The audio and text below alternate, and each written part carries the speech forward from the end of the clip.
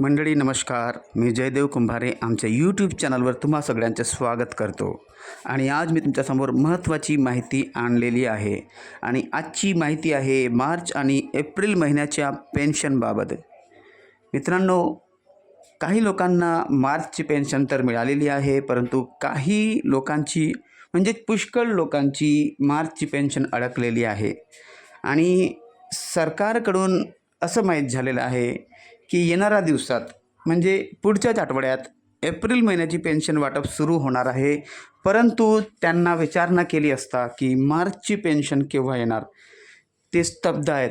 त्यांचं म्हणणं असं आहे की DBT प्रोसेस तर झालेलीच आहे, तर पैसे केव्हा पण येऊ शकतात. पैसे न येण्याचे कारण हे टेक्निकल एरर आहे, काहीतरी तांत्रिक अडचण आलेली आहे, म्हणून DBT झाले असून सुद्धा मार्चची पेन्शन खात्यामध्ये आलेली नाही आहे. त्यात आमची काही चूक नाही. आणि त्यांचं म्हणणं असं आहे की DBT पुन्हा होत नाही, म्हणजे डबल DBT एकाच रकमेची होत नाही. तर ही गोष्ट त्यांनी नशिबावर सोडली मित्रांनो. म्हणून मी तुम्हाला सांगू इच्छितो, दुःखद वाटेल पण महत्त्वाची माहिती आहे. मार्चच्या पेन्शनबद्दल अजूनही काही अपडेट नाही. अपडेट आहे एप्रिल पेन्शनविषयी. एप्रिल पेन्शन ही पुढच्याच आठवड्यामध्ये मिळणार आहे, म्हणजे 10च्या अगोदरच नोटिफिकेशन येईल आणि पैशाचे वाटप सुरू होईल. पण मार्चच्या पेन्शनबाबत सरकारनं काहीतरी करावं. जर तांत्रिक अडचण आहे तर त्यामध्ये त्याला रिझॉल्व करायला पाहिजे. कसं नाही कसं, कारण एवढ्या लोकांचे पैसे अडकलेले आहेत.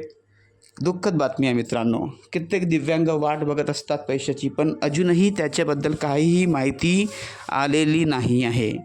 मित्रांनो, तुम्ही पण मी तुम्हाला सांगू इच्छितो की जे व्हॉट्सॲप नंबर मी तुम्हाला दिलेला होता, त्या व्हॉट्सॲप नंबरवर मेसेज करून पहा. मी तुम्हाला व्हॉट्सॲप नंबर सांगणार आहे. थोड्या वेळात मी एक व्हिडिओ बनवून तुम्हाला व्हॉट्सॲप नंबर सांगणार आहे. त्या व्हॉट्सॲप नंबरवर तुम्ही मेसेज करून विचारू शकता की का बरं आमची मार्चची पेन्शन अडकलेली आहे.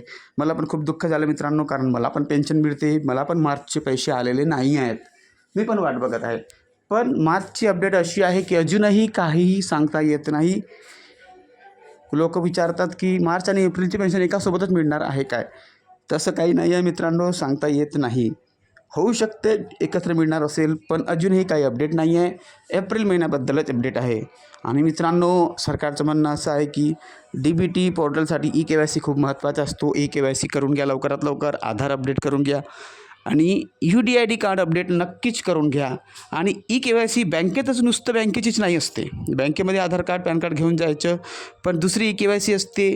UDID कार्डवरच्या जे ॲप्लिकेशन आहे तुम्ही ओपन करा, त्यामध्ये पण EKYC आहे.